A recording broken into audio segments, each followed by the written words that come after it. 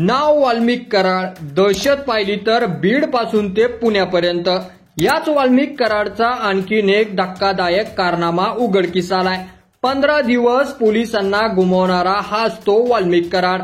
मात्र 31 डिसेंबरला पुण्यात सीआयडीला शरण आला, पण त्याआधी 30 डिसेंबरचे 2 व्हिडिओ समोर आलेत, ज्यामुळे वाल्मिक कराड बीड जिल्ह्यातच बिनधास्त फिरत होता आणि तिथूनच तो पुण्याला आपल्या गाड्याच्या ताफ्यातून गेला अशी चर्चा सुरू झालेली आहे।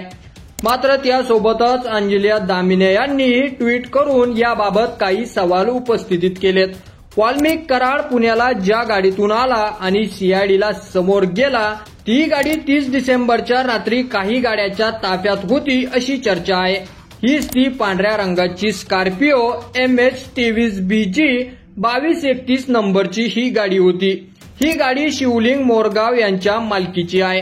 त्यासोबतच वाल्मिक कराड 30 डिसेंबरच्या रात्री सोलापूर धुळे राष्ट्रीय महामार्गावरून 3 आलिशान गाड्यांचा ताफा घेऊन पुण्याला गेल्याची चर्चा आहे। त्यामुळे शरण येण्यापूर्वी बीडवरून पुण्याला गेला होता का असा सवाल उपस्थित केला जातोय। बीडच्या मांजूरसुबा भागातले हे व्हिडिओ असल्याचं सांगितलं जातंय। वाल्मिक कराड आणि त्यांच्या सोबतच्या लोकांनी एका हॉटेलवर जेवण सुद्धा केलंय, तसेच एका पेट्रोल पंपावर गाडीत डिझेल भरल्याचीही चर्चा आहे। याच गाड्या धाराशिव जिल्ह्यातल्या पारगा टोल नाका येथे रात्री 1:36 पास होताना दिसतायत। या गाड्यांमध्ये बसून वाल्मिक कराड पुण्याला गेला अशी चर्चा आहे। या संदर्भात अंजल्या दामिने यांनीही व्हिडिओ ट्विट करत काही मागण्या केलेल्या आहेत।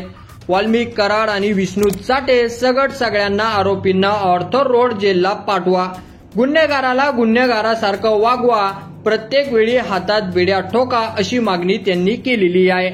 मात्र पाषाण येथे सीआयडीच्या ऑफिसला शरण येताना ज्या गाडीतून वाल्मिक कराड आला ती गाडी याच ताफ्यातली होती। यामुळे आता या प्रकरणात आणखी ट्विस्ट आलेला आहे। त्याचबरोबर धनंजय मुंडे यांचा ताबडतोब राजीनामा घ्या अशा मागण्या त्यांनी केलेल्या आहेत।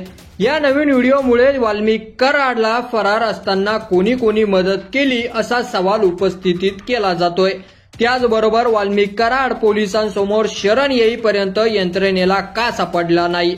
ज्या गाडीमधून तो शरण आला ती गाडी आदल्या रात्री बीड जिल्ह्यातल्या मानसुबा येथे होती, तर त्या गाडीचा आणि वाल्मिक कराडचा संपर्क सुरू होता किंवा वाल्मिक कराड त्याच गाडीतून आला असल्याची शक्यता आहे। तर हे जर सारं खरं असेल तर पोलीस यंत्रणा त्यावेळी काय करत होती असे प्रश्न सुद्धा या ठिकाणी उपस्थित होते।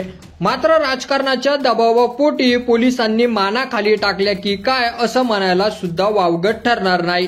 की यावर तुम्हाला काय वाटतं? तुमचं मत आपल्या कमेंट बॉक्समध्ये लिहायला अजिबात विसरू नका आणि असेच नवीन व्हिडिओ पाहत राहण्यासाठी आपल्या मराठी एल्गार या YouTube चॅनलला सबस्क्राईब करा। धन्यवाद।